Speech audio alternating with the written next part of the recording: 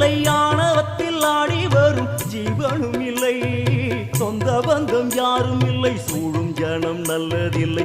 உன்னை என்று இவ்வுலகில் வல்லதொரு தெய்வம் இல்லை. தடுமாறி திருக்கோயில் வந்தேன் அம்மா, அம்மா ஜெகதீஸ்வரி, உந்தன் குழந்தை என்னை ஆதரி.